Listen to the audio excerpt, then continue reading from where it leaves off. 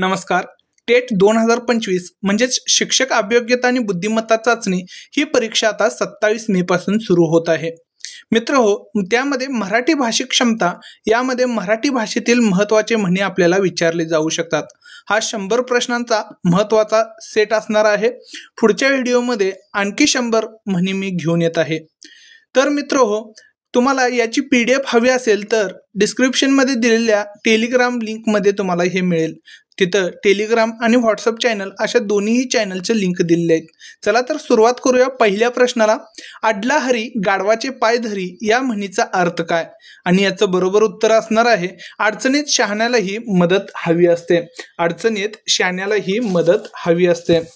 बघा, एखादा बुद्धिमान माणूस असतो आणि त्याला जरी अडचण आली तर हीन माणसाची विनवणी करून काय करावी लागते? मदत घ्यावी लागते. म्हणजेच अडला हरी गाढवाचे पाय धरी असं म्हटलेलं आहे.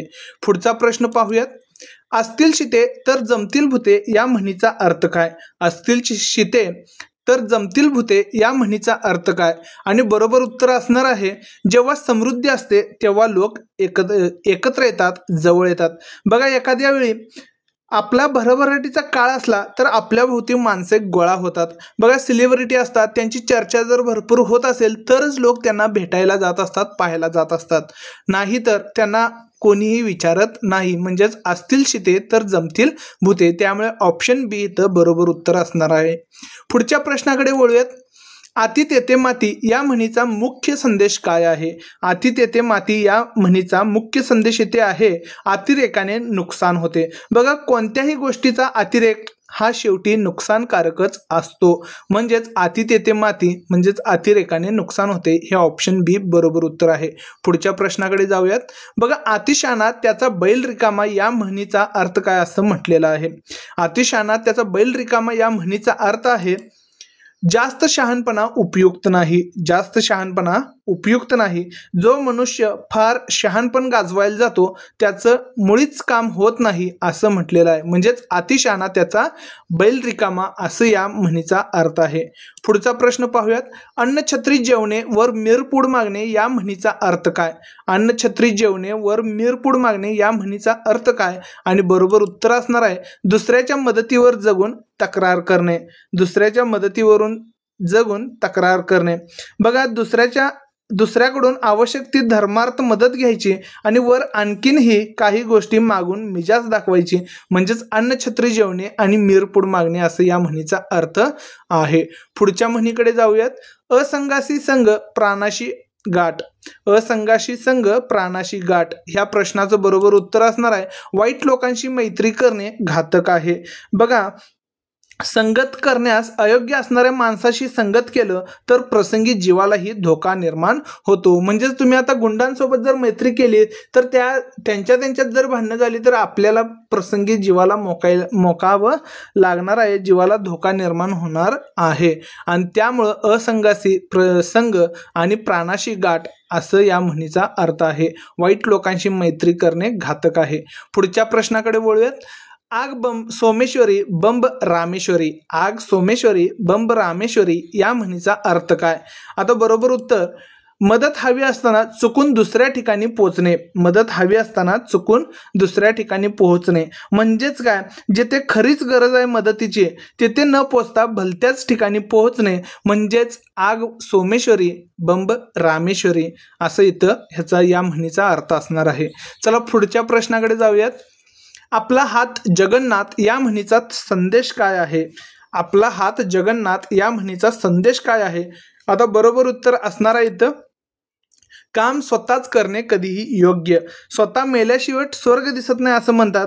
म्हणजेच काम आपलं जे स्वतःचं आहे ते आपलंच करून घ्यायला पाहिजे. आपले काम पार पाडण्यासाठी स्वतःच कष्ट सोसणे योग्य ठरते असा याचा अर्थ होतो. आपला हात जगन्नाथ. पुढच्या म्हणीकडे वळूयात.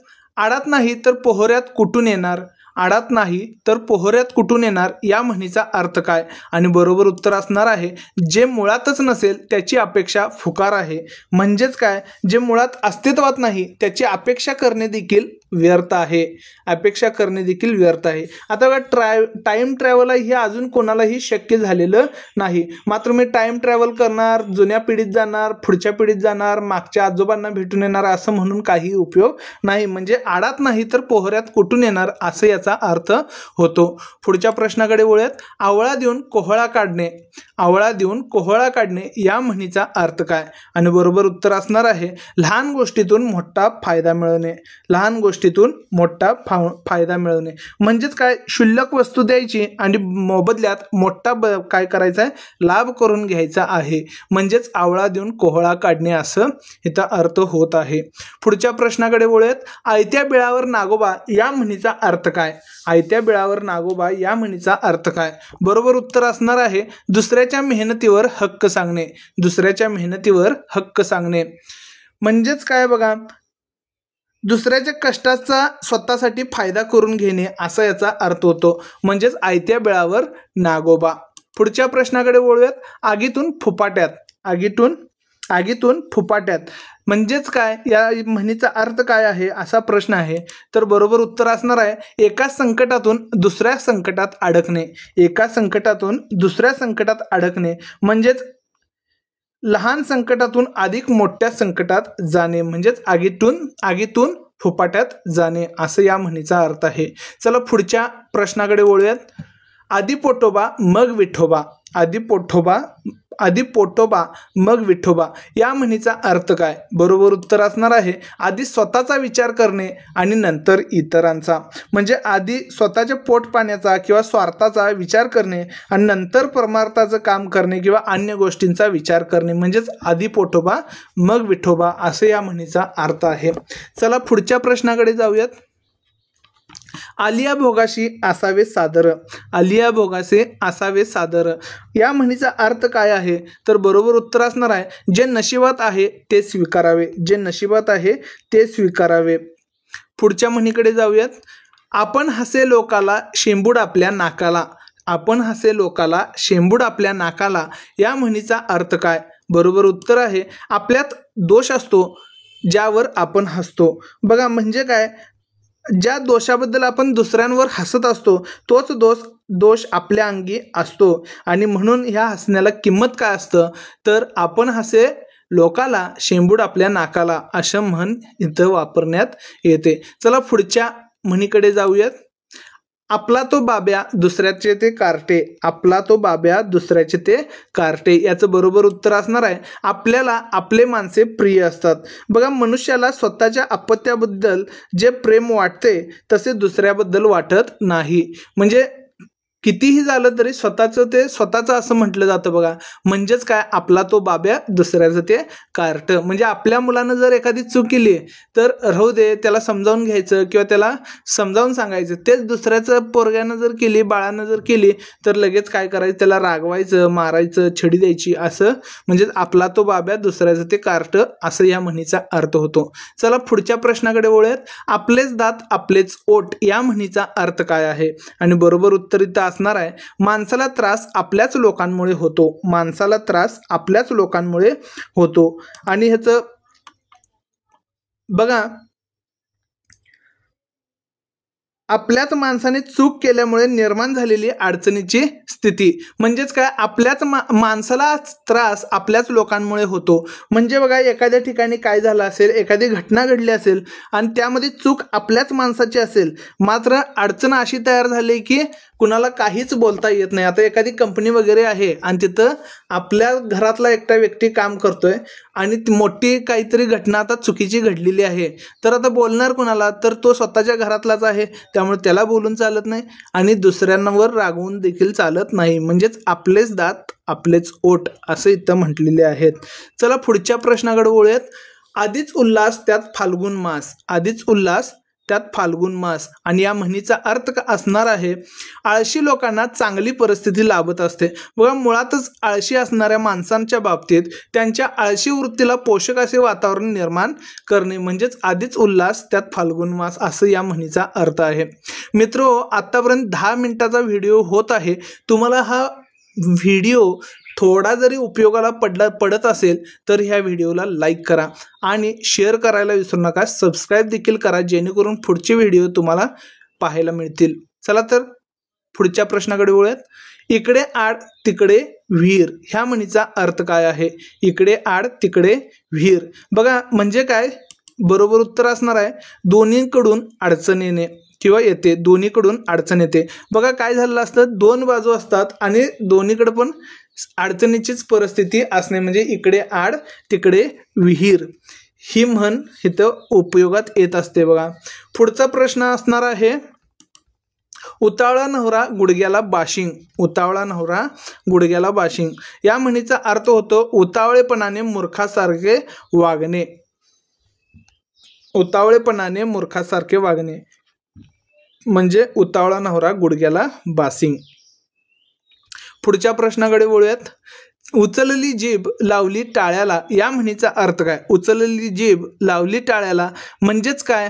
बरोबर उत्तर असणार आहे न विचार करता बोलणे.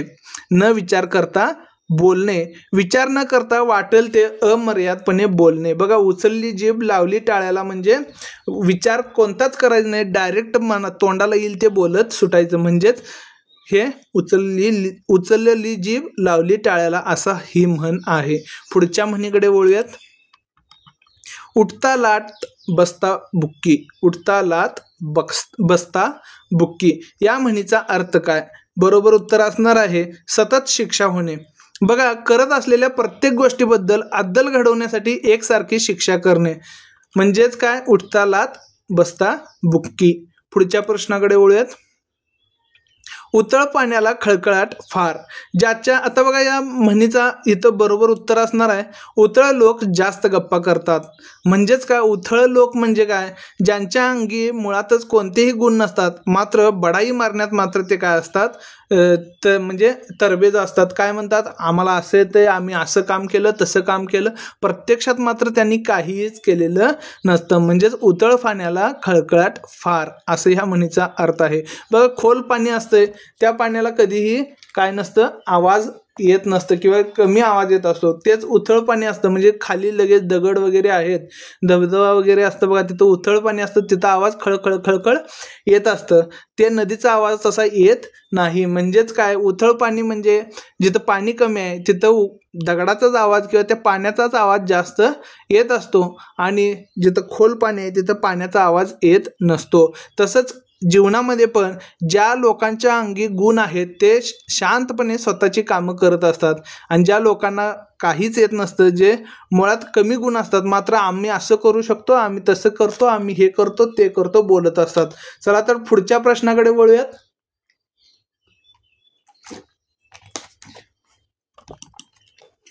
उंदराला मांजर साक्ष या म्हणीचा अर्थ काय? बरोबर उत्तर असणार आहे हित संबंध असलेल्या व्यक्तीला साक्ष देऊ नये.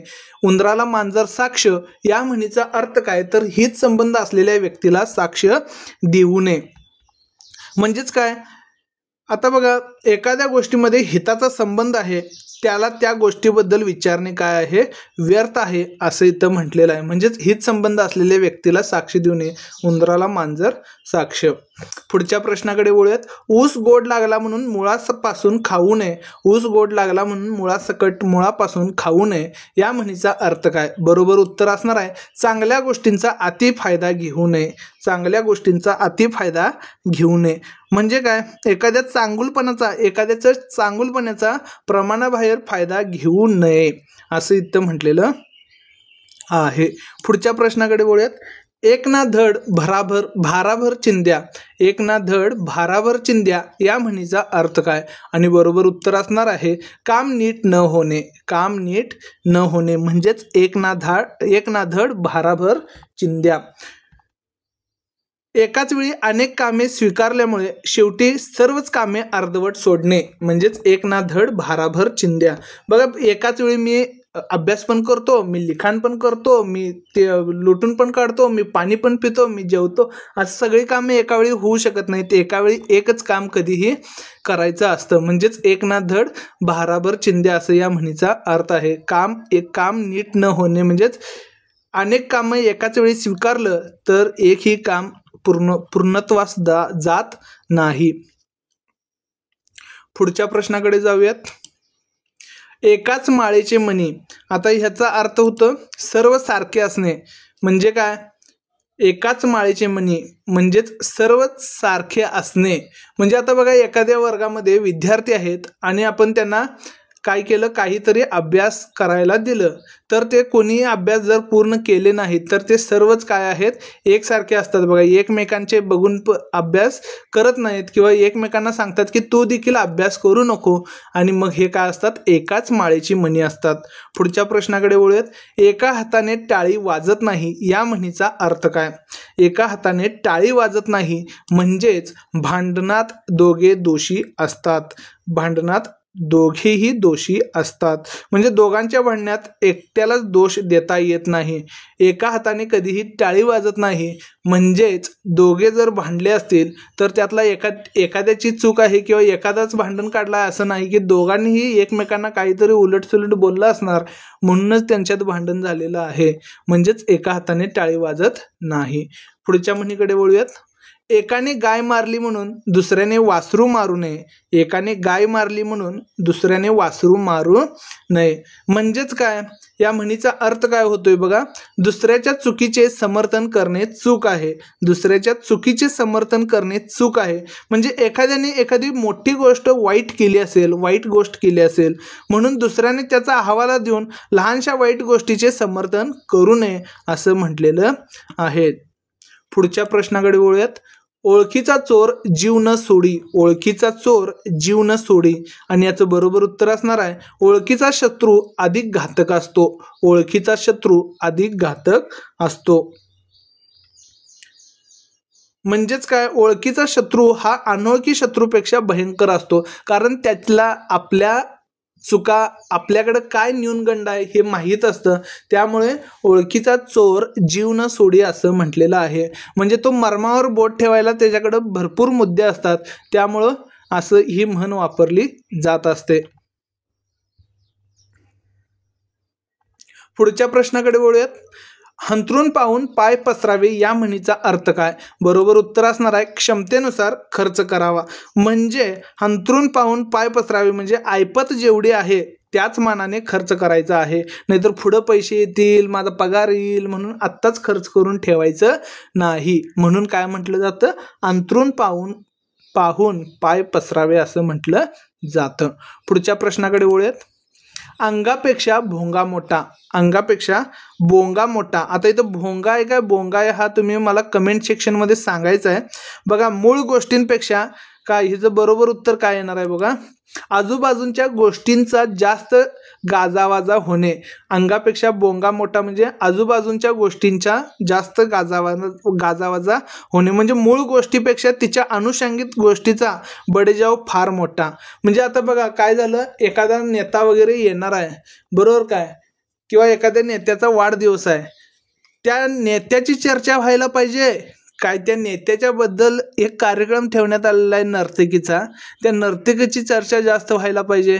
तर नेत्याचा वाढदिवस राहिला बाजूला आणि त्या नर्तकीचेच जो नृत्य डान्स वगैरे आहे त्याच कार्यक्रमाची चर्चा पूर्ण जिल्हाभर गाजत असते. म्हणजेच अंगापेक्षा बोंगा मोठा असं इथं या म्हणीचा अर्थ होऊ शकतो. तुम्हाला मी हे दिलेलं उदाहरण कसं वाटतंय कमेंट सेक्शनमध्ये सांगा. आमच्या इथे प्रत्यक्षात तसं घडलेलं आहे. पुढची म्हण आहे आंधळा मागतो एक डोळा देव देतो दोन. या म्हणीचा अर्थ काय? आंधळा मागतो एक डोळा देव देतो दोन. ह्याचं बरोबर उत्तर असणार आहे अपेक्षेपेक्षा जास्त फायदा होणे. अपेक्षेपेक्षा जास्त फायदा होणे म्हणजे किमान लाभाची अपेक्षा केली असताना अपेक्षेपेक्षा कितीतरी अधिक फायदा होणे असं याचा अर्थ होतो. म्हणजेच आंधळा मागतो एक डोळा देव देतो दोन असं ह्या म्हणीचा अर्थ आहे. पुढच्या प्रश्नाकडे वळूयात. आंधळे दळते कुत्रे पीठ खाते. आंधळे दळते, आता इथं आंधळे दळते कुत्रे पीठ खाते या म्हणीचा अर्थ काय? आणि बरोबर उत्तर असणार आहे मेहनत करणारा आणि फायदा घेणारा वेगळाच असतो. बघा, म्हणजे मेहनत करणारा एकटा आणि फायदा घेणारा काय असतो? वेगळाच असतो किंवा दुसऱ्यानेच फायदा घेऊन जातो. म्हणजेच आंधळे दळते आणि कुत्रे पीठ खाते असा इथं अर्थ होतो. पुढच्या म्हणीकडे वळूयात. आंधळ्या भैर्याशी गाठ. आंधळ्या भैर्याशी गाठ म्हणजेच ह्याचं बरोबर उत्तर असणार आहे परस्पर मदत करू न शकणाऱ्या दोन व्यक्तींचा संबंध. आंधळ्या भैर्याशी गाठ म्हणजे परस्पर मदत करू न शकणाऱ्या दोन व्यक्तींचा संबंध. एकमेकांना मदत करण्यास असमर्थ असलेल्या दोन व्यक्तींची गाठ म्हणजेच काय असणार आहे आंधळ्या भैर्याशी गाठ असं या म्हणीचा अर्थ आहे. पुढच्या प्रश्नाकडे वळूयात. ऐकावे जनाचे करावे मनाचे. ऐकावे जनाचे करावे मनाचे या म्हणीचा अर्थ काय आणि बरोबर उत्तर असणार आहे स्वतःच्याच विवेकानुसार निर्णय घ्यावा. स्वतःच्याच विवेकानुसार निर्णय घ्यावा म्हणजे कोणत्याही कामाबाबत दुसऱ्यांचं मत नुसतं जाणून घ्यावं मात्र शेवटी सारासार विचार करूनच आपल्या मताप्रमाणे वागावं म्हणजेच काय ऐकावे जनाचे करावे मनाचे. कर नाही त्याला डर कशाला या म्हणीचा अर्थ काय आहे. बघा बरोबर उत्तर असणार आहे ज्यांचं काही चुकलं नाही किंवा चुकलेलं नाही त्यांनी घाबरायचं नाही. म्हणजे गुन्हा घडलेलाच नाही आपल्याकडनं तर भीती कशाला बाळगायची असं ह्या म्हणीचा अर्थ आहे. कर नाही तर डर कशाला. पुढच्या म्हणीकडे वळूयात. 20 मिनिटं इथं पूर्ण झालेले आहेत. तुम्हाला हा व्हिडिओ थोडा तरी फायदेशीर वाटत असेल तर व्हिडिओला लाईक करायचा आहे, चॅनलला सबस्क्राईब करायचं आणि हा व्हिडिओ आपल्या मित्रांसोबत शिक्षक भरती करणाऱ्या मित्रांसोबत शेअर करायचा आहे.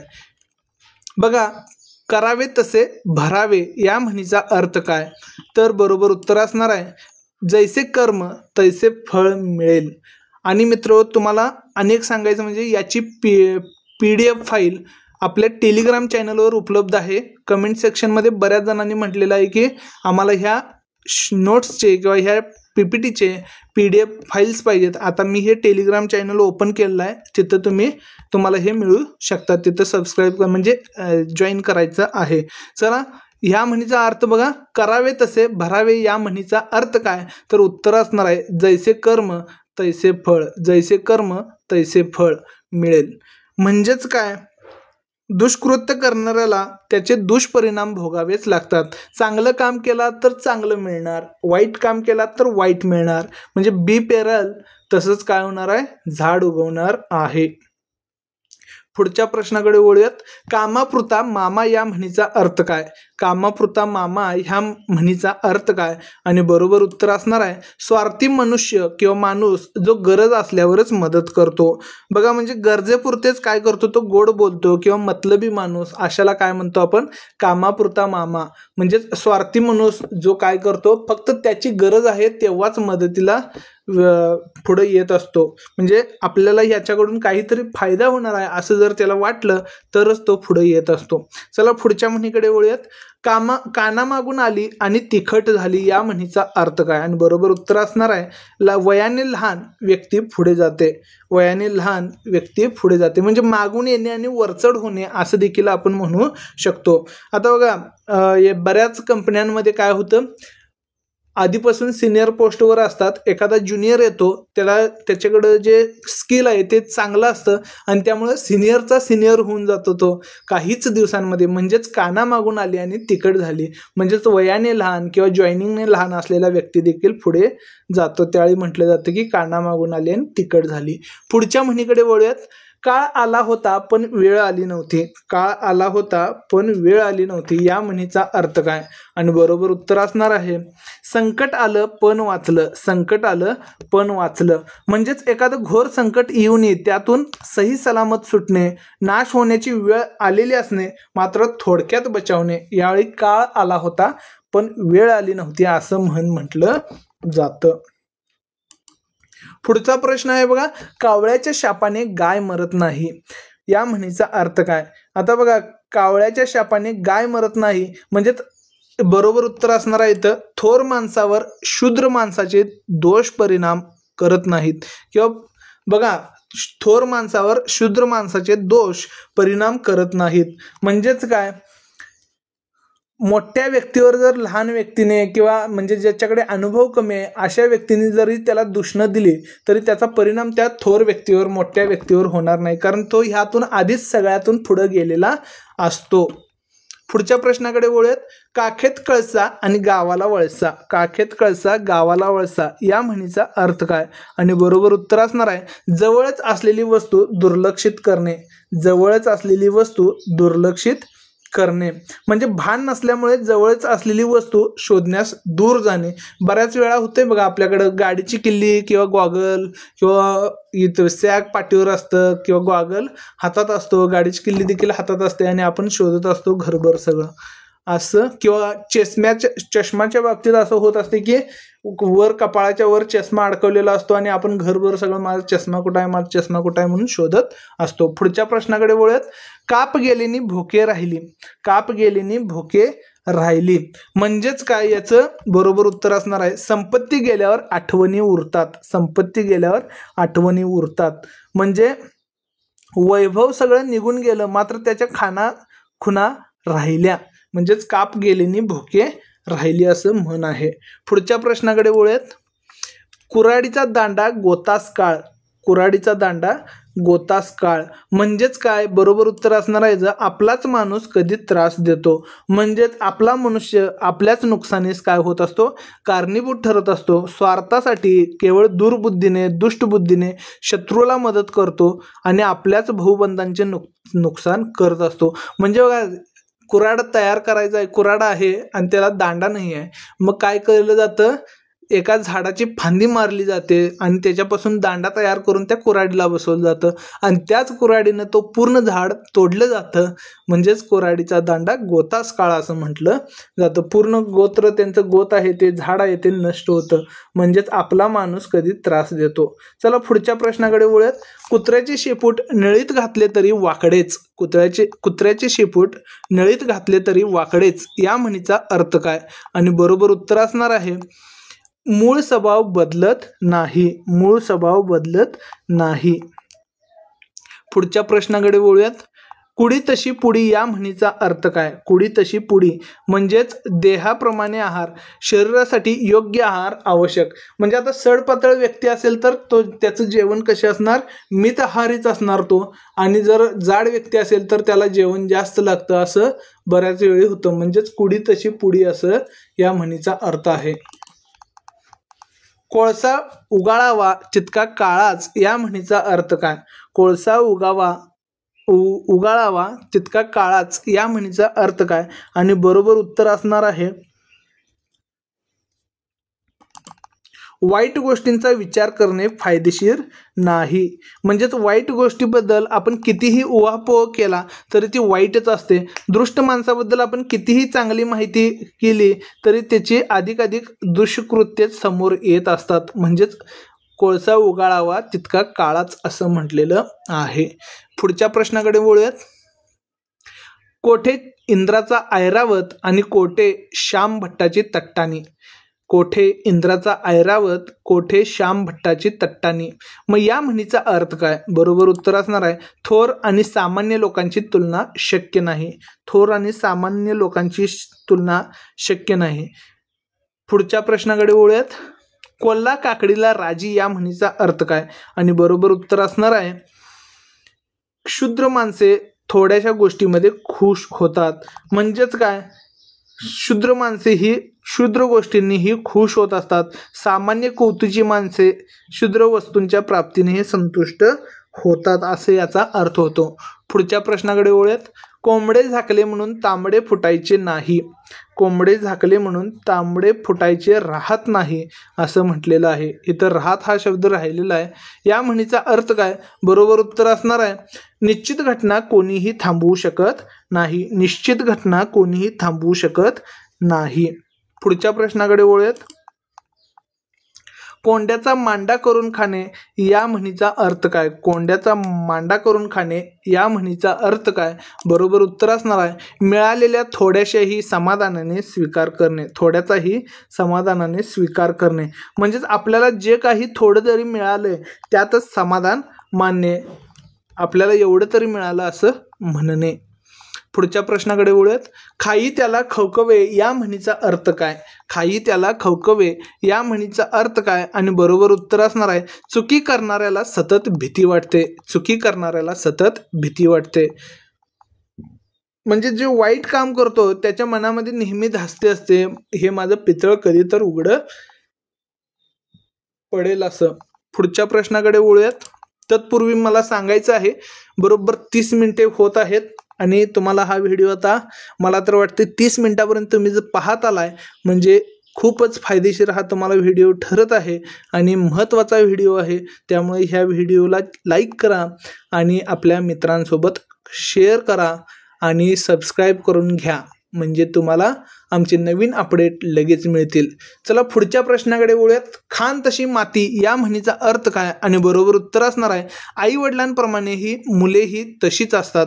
आई वडिलांप्रमाणे मुलेही तशीच असतात म्हणजेच खाण तशी माती.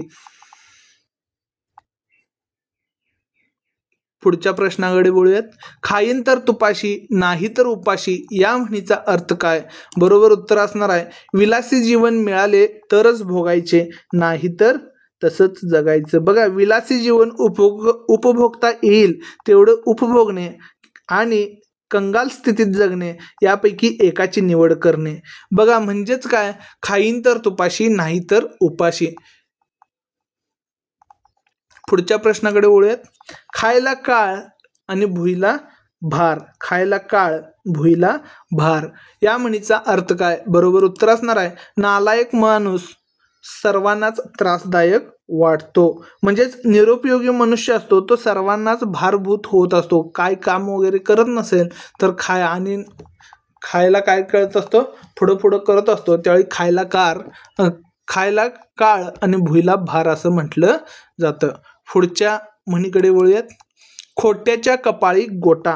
खोट्याच्या कपाळी गोटा म्हणजेच खोटेपणाने वा वाईट काम करणाऱ्या माणसाचे नुकसान होते. आणि असं बरोबर उत्तर काय असणार आहे इथं? ऑप्शन ए, खोटे बोलणाऱ्याचे नुकसान होते. हा ऑप्शन इथं बरोबर असणार आहे, खोट्याच्या कपाळी गोटा. पुढच्या प्रश्नाकडे वळूयात. गरजवंताला अक्कल नसते या म्हणीचा अर्थ काय? आणि बरोबर उत्तर आहे, गरज असल्यावर माणूस दुसऱ्याचे ऐकतो. गरज असल्यावर माणूस दुसऱ्याचे ऐकतो म्हणजेच गरजवंताला अक्कल नसते. गरजू माणसाला प्रसंगी मनाविरुद्ध गोष्ट सुद्धा मान्य करावे लागते. गरजेमुळे अडणाऱ्याला दुसऱ्याचे बोलणे वागणे निमूटपणे सहन करावे लागते म्हणजेच गरजवंताला अक्कल नसते.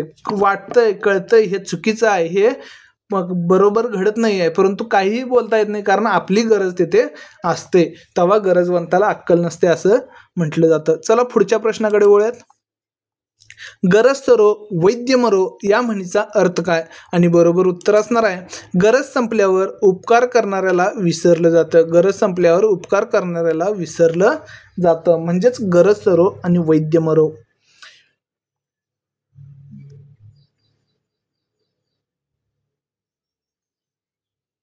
म्हणजेच काय बघा, एखाद्या माणसाची आपल्याला गरज असेपर्यंत त्याच्याशी चांगले बोलणे, संबंध ठेवणे आणि गरज संपली की त्याला ओळखही न दाखवता तिथून निघून जाणे किंवा आपलं काम संपताच आपल्यावर ज्यानं कृतज्ञता दाखवलेला आहे, उपकार केलेला आहे, त्याला ते उपकार सगळं विसरणे म्हणजेच गरज सरो आणि वैद्य मरो असं म्हण वापरली जाते.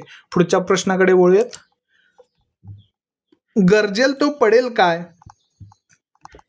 गरजेल तो पडेल काय या म्हणीचा अर्थ काय? आणि बरोबर उत्तर असणार आहे, फक्त बडबड करणारा मनुष्य किंवा माणूस प्रत्यक्ष कृती करत नाही. फक्त बडबड करणारा मनुष्य प्रत्यक्ष कृती करत नाही असं ह्या म्हणीचा अर्थ आहे. म्हणजे बडबड करणाऱ्या व्यक्तीच्या हातून कोणतेही काम, कोणतेही कर्तृत्व घडत नाही.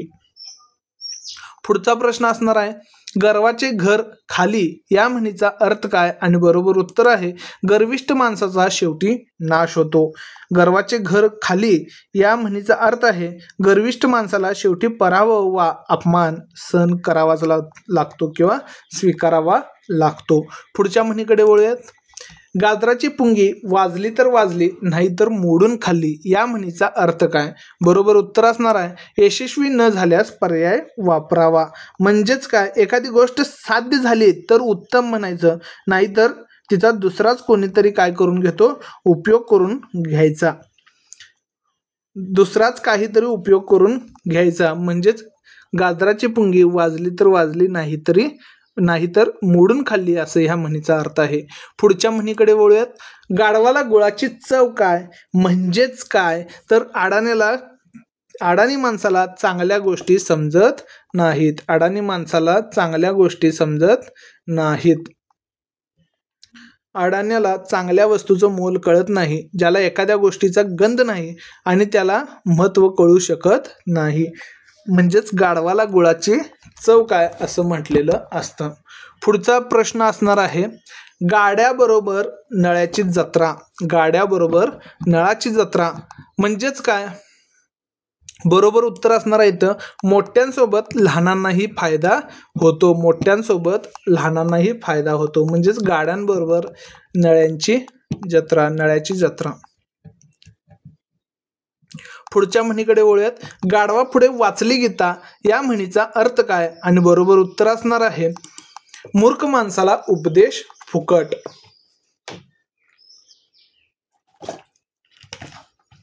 मूर्ख माणसाला उपदेश फुकट असं या म्हणीचा अर्थ असणार आहे. म्हणजेच गाढवा पुढे वाचली गीता. आता ही म्हण आहे, ही काय झालेलं आहे, शॉर्ट आहे. इथं पूर्ण म्हण कशी असते, गाढवा पुढे वाचली गीता कालचा गोंधळ बरा होता असं असतं. म्हणजे मूर्ख माणसाला कितीही उपदेश केला तरी त्याचा काही फायदा नसतो. म्हणजे हे दोन म्हण आहेत बघा. गाढवा पुढे वाचली गीता म्हणजे काय, मूर्ख माणसाला उपदेश फुकट देणे असं. किंवा किती आता या व्यक्तीला किती जरी उपदेश केला तरी त्याचा काही फायदा होत नसतो. म्हणजेच गाढवा पुढे वाचली गीता कालचा गोंधळ बरा होता असं होतं. पुढच्या प्रश्नाकडे वळूयात. गाव करी ते राव न करी या म्हणीचा अर्थ काय? गाव करी ते राव न करी म्हणजेच बरोबर उत्तर असणार आहे ऑप्शन ए, सामान्य लोक एकत्रित काम करतात, श्रीमंत एकटा करू शकत नाही. म्हणजेच सामान्य लोक एकजुटीच्या बळावर काय करू शकतात, काम करू शकतात. श्रीमंत माणूस मात्र पैसा किती जरी असला तरी ते एकटा काम करू शकणार नाही. म्हणजे गाव करी ते राव न करी असं म्हटलेलं आहे. पुढच्या प्रश्नाकडे वळूयात. गुरुची विद्या गुरुला फळली या म्हणीचा अर्थ काय, आणि बरोबर उत्तर असणार आहे, दुसऱ्या विरोधात वापरलेले शस्त्र स्वतःवर उलटते. गुरुची विद्या गुरुला फळली या म्हणीचा अर्थ आहे, एखाद्याचा डाव त्याच्यावरच उलटणे किंवा दुसऱ्या विरोधात वापरलेले शस्त्र स्वतःवरच उलटते. पुढच्या प्रश्नाकडे जाऊयात.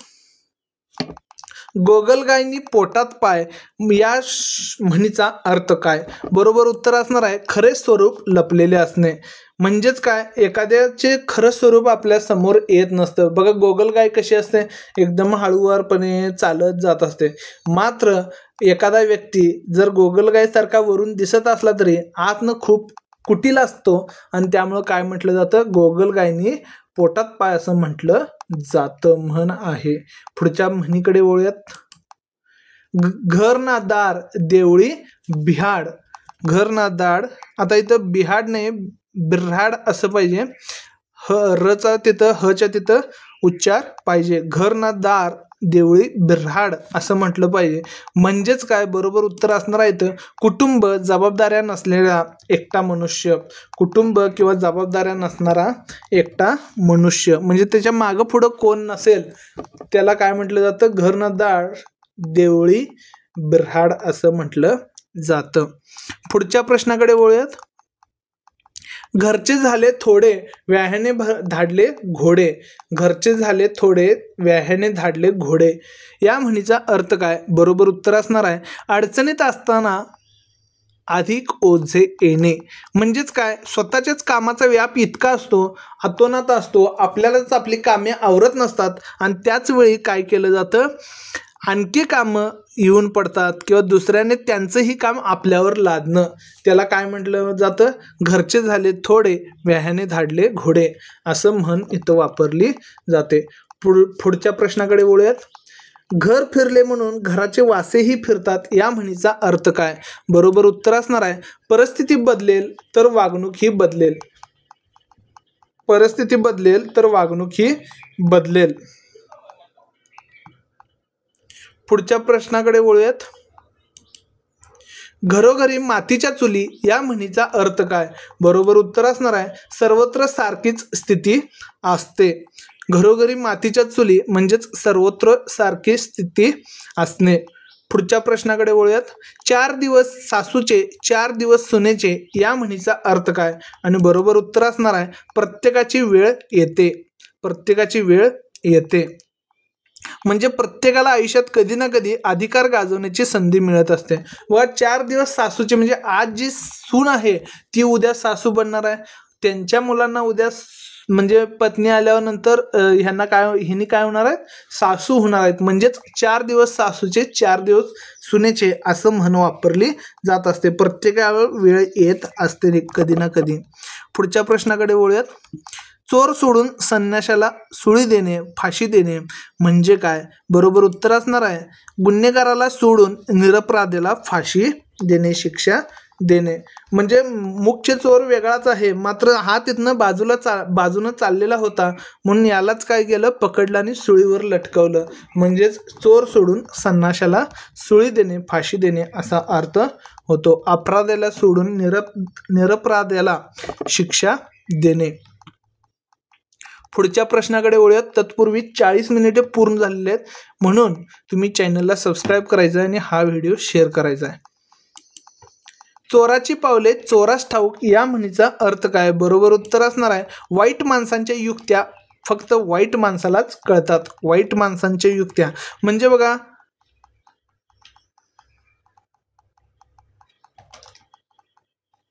म्हणजे चोराची पावले चोरालाच ठाऊक म्हणजेच वाईट लोकांच्या युक्त्या असतात बघा काही तर त्या युक्त्या काय लगेच कोणाला कळतात? चांगल्या माणसाला त्या लगेच कळून येत नाहीत, तर वाईट माणसाला लगेच कळून येत असतात कारण तोही तसाच वागत असतो.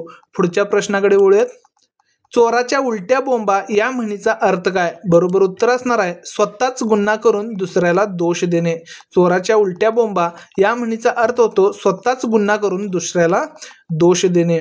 पुढच्या प्रश्नाकडे वळूया. चोराच्या मनात चांदणे या म्हणीचा अर्थ काय? बरोबर उत्तर असणार आहे वाईट काम करणाऱ्याला भीती वाटते. बघ वाईट कृत्य करत असतो त्याला आपलं कृत्य उघडकीस येईल अशी सारखी भीती वाटत असते म्हणूनच काय म्हटलं जातं? चोराच्या मनात चांदणे. आता हा प्रश्न आहे चोराच्या हातची लंगोटी या म्हणीचा अर्थ काय? चोराच्या हातची लंगोटी या म्हणीचा अर्थ काय? बरोबर उत्तर असणार आहे अत्यंत गरीब माणसाकडून थोडं मिळणं ही भाग्य मानावं. अत्यंत गरीब माणसाकडून थोडं मिळणं ही भाग्य मानावं म्हणजेच काय? चोराच्या हातची लंगोटी म्हणजे ज्याच्याकडून काहीच मिळण्याची अपेक्षा आपल्याला वाटत नाही, की आशा वाटत नाही याच्याकडून काहीतरी मिळेल, मात्र त्याच्याकडून थोडं जरी मिळालं तरी काय असतं? ते भाग्य असतं. पुढच्या प्रश्नाकडे वळूयात. चोरावर मोर या म्हणीचा अर्थ काय? चोरावर मोर या म्हणीचा अर्थ काय? बरोबर उत्तर असणार आहे एखाद्याच्या चुकीवर दुसऱ्याची अधिक प्रभावी कामगिरी होणे. म्हणजेच एखाद्याच्या कृत्यावर सवयी कृत्य करून मात करणे. म्हणजे एखाद्यानं चुकला तर त्या चुकीचा फायदा करून घ्यायचा आणि त्याच्यापेक्षा अधिक चांगलं काम करून घ्यायचं, त्या चुकीचा फायदा करून घ्यायचा म्हणजेच चोरावर मोर असं म्हटलं जातं. पुढचा प्रश्न आहे जशी देनावळ तशी धुनावळ. जशी देनावळ तशी धुनावळ या म्हणीचा अर्थ काय? बरोबर उत्तर असणार आहे मिळणाऱ्याच्या मोबदल्यात म्हणजेच काय? मोबदल्याच्या प्रमाणात मेहनत करावी. म्हणजे जेवढं मोबदला देणार आहेत तेवढंच मेहनत केली जाते. त्यावेळी काय म्हटलं जातं? जशी देनावळ तशी धुनावळ. म्हणजे आता बघा कपडे वगैरे आपण आता दिलं धोबीकडं तर काय करतो तो व्यवस्थित कधी धुणार? जर त्याचे पैसे योग्य प्रमाणात त्याचं काय असेल ते उधारी वगैरे न ठेवता दिलं तर तो कपडे व्यवस्थित देईल. किंवा आपण प्रत्येक वेळी त्याला पैसे कमी द्यायला लागलो, आज नाही उद्या ये, उद्या नाही परवा ये असं म्हणायला लागलो तर तो कपडे देखील घेऊन जाईल मात्र व्यवस्थित धुणार नाही. म्हणून जशी देनावळ तशी धुनावळ असं म्हण वापरली जाते. पुढच्या प्रश्नाकडे वळूयात. पाण्यात राहून माशाशी वैर करू नये. आता इथं जाळात राहून पण असं म्हटलं जातंय बघा, मात्र इथं पाण्यात राहून माशाशी वैर करू नये म्हटलेलं आहे. म्हणजेच काय? याचं बरोबर उत्तर असणार आहे ज्या लोकांमध्ये राहतो त्यांच्याशी वैर करायचं नाही. ज्या लोकांमध्ये राहतो त्यांच्याशी वैर करायचं नाही, शत्रुत्व घ्यायचं नाही. पुढच्या प्रश्नाकडे वळूयात. जावे त्यांच्या वंशात तेव्हा कळे या म्हणीचा अर्थ काय? जावे त्यांच्या वंशात तेव्हा कळे या म्हणीचा अर्थ काय? बरोबर उत्तर असणार आहे दुसऱ्याच्या अडचणी त्याच्या जागी गेल्यावरच समजतात. दुसऱ्याच्या अडचणी त्याच्या जागी गेल्यावरच समजतात. म्हणजे स्वतःवर ती परिस्थिती आल्याशिवाय आपल्याला कळत नाही की नेमकं कशी परिस्थिती असते, नेमकं काय होतं. हे जोपर्यंत स्वतःवर परिस्थिती येत नाही तोपर्यंत कळत नाही. म्हणजेच जावे त्यांच्या वंशात तेव्हा कळे अशी म्हण वापरली जाते. पुढच्या प्रश्नाकडे वळूयात. जित्याची खोड मेल्याशिवाय जात नाही. जित्याची खोड मेल्याशिवाय जात नाही म्हणजेच मूळचा स्वभाव आयुष्यात कधीच बदलत नाही. बघा इथं बरोबर उत्तर असणार आहे मग वाईट सवय मृत्यूपर्यंत जात नाही. म्हणजेच कुत्र्याची शेपूट वाकडी ती वाकडी जशी म्हण होती तसंच याचा अर्थ होतो. बघा जित्याची खोड मेल्याशिवाय जात नाही, वाईट सवय मृत्यूपर्यंत सोबतच राहते. पुढचा प्रश्न असणार आहे जे न देखे रवी ते देखे कवी या म्हणीचा अर्थ काय? जे न देखे रवी ते देखे कवी या म्हणीचा अर्थ काय? बरोबर उत्तर असणार आहे कवी कल्पनाशक्तीनं अशक्य गोष्टी पाहतो. बघा म्हणजे सूर्य देखील जे पाहू शकत नाही ते कवी काय करू शकतो? पाहू शकतो असं म्हटलेलं आहे. म्हणजेच कल्पना करून तो आपल्या कवितामध्ये वास्तवाच्या पलीकडचं पाहू शकत असतो. म्हणूनच जे न देखे रवी ते देखे कवी असं म्हटलं जातं. पुढच्या प्रश्नाकडे वळूयात. जेवीन तर तुपाशी नाही तर उपाशी या म्हणीचा अर्थ काय? बरोबर उत्तर असणार आहे हटवादी वृत्ती तडजोड न करता टोकाचे वागणे. म्हणजे अतिशय दुराग्रहाचे व हाटवादीपणाचे काय करणे? वागणे. तडजोड मुळीच करायचं नाही. म्हणजेच जेवीन तर तुपाशी नाही तर उपाशी असं ह्या म्हणीचं अर्थ आहे. पुढच्या प्रश्नाकडे वळूयात. जिच्या हाती पाळण्याची दोरी ती जग उद्धारी. जिच्या हाती पाळण्याची दोरी ती जगाते उद्धारी. म्हणजे बघा बरोबर उत्तर असणार आहे स्त्री समाज आणि पिढी घडवते. म्हणजे स्त्री समाजाकडून पिढी घडवली जाते असं इथं म्हटलं जातं. म्हणजे मातेकडूनच जगाचा उद्धार होतो असं देखील म्हणू शकतो आपण. म्हणजेच जिच्या हाती पाळण्याची दोरी ती जगाते उद्धारी. म्हणजे आता बघा लहान बाळ ज्यावेळी जन्मतं त्यावेळी ते जोपर्यंत चालू शकत नाही बोलू शकत नाही तोपर्यंत कुणासोबत असतं? आईसोबत असतं जास्तीत जास्त. मग आई जे संस्कार करील ते त्या बाळावर संस्कार होत असतात. म्हणून जिच्या हाती पाळण्याची दोरी ती जगाते उद्धारी असं म्हटलं जातं. पुढच्या प्रश्नाकडे वळूयात. ज्या गावच्या चोरी आता इथं चोरी नसते बोरी आहे. ज्या गावच्या बोरी त्याच गावच्या बाबळी या म्हणीचा अर्थ काय? बरोबर उत्तर असणार आहे एकाच स्वभावाच्या लोकांनी एकमेकांची उणीधुणी काढू नये. ज्या गावच्या बोरी त्याच गावच्या बाबळी म्हणजेच एकाच स्वभावाच्या लोकांनी एकमेकांची उणीधुणी काढू नये असं म्हटलं जातं. म्हणजेच बघा आता स्वभाव सेम आहे तर एकमेकांची कामं आधी कशी झालेली आहेत ते काढण्यात अर्थ नसतो. कारण एकाच ठिकाणचं असल्यामुळे ते एकमेकांना पुरेपूर ओळखत असतात. रेग आणि रेग त्यांना माहीत असते. त्यामुळे ज्या गावच्या बोरी त्याच गावच्या बाबळी असं म्हटलं जातं. पुढच्या प्रश्नाकडे वळूयात. ज्याची खावी पोळी त्याची वाजवावी टाळी या म्हणीचा अर्थ काय? बघा ज्याची खावी पोळी त्याची वाजवावी टाळी बरोबर उत्तर असणार आहे उपकार करणाऱ्याचे गुणगान करावे. उपकार करणाऱ्याचे गुणगान करावे. पुढचा प्रश्न असणार आहे ज्याच्या हाती ससा तो पारधी. ज्याच्या हाती ज्याच्या हाती ससा तो पारधी या म्हणीचा अर्थ काय? आणि बरोबर उत्तर असणार आहे ज्याच्याकडे पुरावा आहे त्यालाच यश मिळते. म्हणजेच बघा आता एखादा पुरावा किंवा वस्तू त्याविषयी सगळं माहीत असेल तरच त्याचं काय होत असतं? त्याला यश मिळत असतं, नाव गाजत असतं. म्हणून काय म्हटलं जातं? ज्याच्या हाती ससा तो पारधी.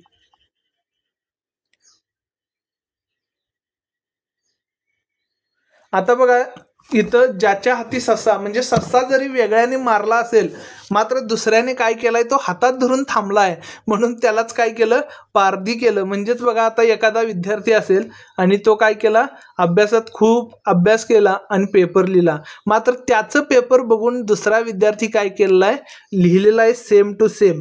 मात्र काय झालं, MCQ क्वेश्चनमध्ये त्याचं एखादं उत्तर बरोबर आलं आणि 1 मार्क जास्त पडला आणि त्याचा नंबर आला. तर आणि त्याचं मग सगळीकडे काय होऊ लागलं, गुणगान होऊ लागलं, कौतुक होऊ लागलं, सत्कार होऊ लागले. आणि मग काय झालं, मग ज्याच्या हाती ससा तो पारधी, असं ही म्हण तिथं लागू पडलेली आहे. पुढच्या म्हणीकडे वळूयात. बघा, ज्याचे करावे भले बरे तोच म्हणतो माझेच खरे. ज्याचे करावे बरे तोच म्हणतो माझेच खरे. या म्हणीचा अर्थ काय? आता इथं आपण बऱ्याच वेळी असं पण म्हणतो बघा, ज्याचे करावे भले तोच म्हणतो माझेच खरे. आता ह्या म्हणीचा अर्थ होतो, भल्यासाठी केले तरी विरोध होतो, भल्यासाठी केले तरी विरोध होतो, असं या म्हणीचा अर्थ आहे. म्हणजे एखाद्याला बऱ्याच सांगावं आणि बरं करण्यास जावं तर तो त्या गोष्टीला काय करतो, विरोध करतो आणि आपलाच हेका चालवण्याचा प्रयत्न करत असतो. त्यावेळी म्हटलं जातं की ज्याचे करावे बरे तो म्हणतो माझेच खरे. पुढच्या प्रश्नाकडे वळूयात. झाकली मूठ 1.25 लाखाची या म्हणीचा अर्थ काय? आणि बरोबर उत्तर असणार आहे, गुप्तता राखल्यास मोल वाढते. बघा, मौन पाळून आपलं अब्रू राखणे किंवा गुप्त ठेवण्या जोगे जे काही आहे ते गुप्तच ठेवावे किंवा व्यंग नेहमी झाकून ठेवावे. म्हणजे झाकली मूठ 1.25 लाखाची असं म्हटलं जातं. म्हणजे गुप्तता राखल्यास त्याचं काय होतं, मोल वाढतं. इथं असं ऑप्शन पैकी बरोबर उत्तर असणार आहे. पुढच्या प्रश्नाकडे जाऊयात. टाकीचे घाव सोसल्या वाचून देव पण येत नाही. टाकीचे घाव सोसल्या वाचून देव पण येत नाही. म्हणजे कष्ट सोसल्याशिवाय मोठेपण प्राप्त होत नाही, असं याचं बरोबर उत्तर असणार आहे. मग मोठेपणा मिळवण्यासाठी कष्ट सोसावे लागतात, असा इथं अर्थ होणार आहे. म्हणजेच टाकीचे घाव सोसल्या वाचून देव पण येत नाही. इथं 50 मिनिटे पूर्ण झालेले आहेत. तुम्हाला हा व्हिडिओ महत्त्वाचा वाटत आहे हे फिक्स आहे आणि त्यामुळे आता व्हिडिओला लाईक करायचं आहे आणि चॅनलला सबस्क्राईब करायचं आहे. एम आहेत 1000 लाईक्स. पुढच्या प्रश्नाकडे जाऊया. डोळ्यात केर आणि कानात फुंकर या म्हणीचा अर्थ काय? बरोबर उत्तर असणार आहे, समस्या एकीकडे असून उपाय वेगळ्याच ठिकाणी करणे. समस्या एकीकडे असून उपाय वेगळ्याच ठिकाणी करणे म्हणजेच डोळ्यात केर आणि कानात फुंकर. पुढच्या म्हणीकडे जाऊयात. ढवळ्या शेजारी पवळ्या बांधला वान नाही पण गुण लागला या म्हणीचा अर्थ काय? बरोबर उत्तर असणार आहे, वाईट संगतीमुळे चांगली माणसे ही वाईटच होतात किंवा बिघडतात.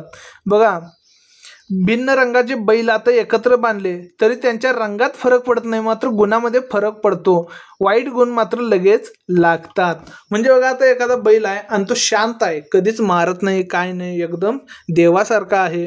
आणि दुसरा बैल आहे तो एकदम रागीट आहे आणि या चांगल्या बैलाला त्याच्यासोबत बांधलं आणि तो 1-2 वेळा लात घातला तर हा देखील काय करतो, लात मारायला शिकतो. आणि त्यामुळं काय होतं, वाईट संगतीमुळं चांगली माणसंही बिघडतात अशी म्हण आहे. पुढच्या प्रश्नाकडे वळूयात.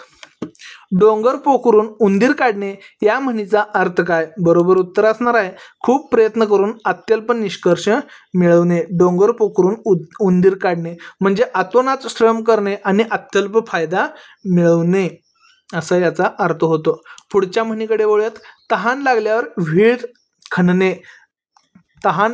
विहीर खणणे म्हणजेच एखादी गरज निर्माण झाली तरच काय करायचं, तयारीला लागायचं. बघा, म्हणजे गरज, इथं पहिलंच ऑप्शन आहे बघा, गरज निर्माण झाल्यावर तयारीला लागणे. पुढच्या प्रश्नाकडे वळूयात. तळे राखील तो पाणी चाखील. तळे राखील तो पाणी चाखील म्हणजे काय? जबाबदारी असलेल्या व्यक्तीला फायदा होतो. म्हणजे एखादी गोष्ट जर त्याच्याकडे ठेवायला दिली, स्वाधीन केली तर त्याचा तो थोडा तरी उपभोग घेतोच. म्हणजे तळे राखील तो पाणी चाखील. पुढचा प्रश्न आहे, ताकापुरती आजीबाई म्हणजे बरोबर उत्तर सांगायचं आहे, गरजपुरती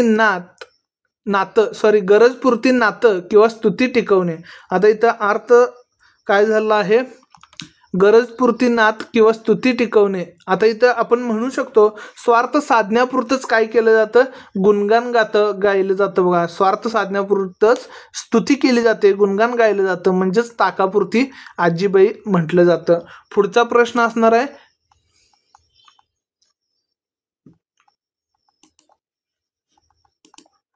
बाहेर पडलेला आहे, झालंय, आपण शेवटच्याच ह्याला आलोय.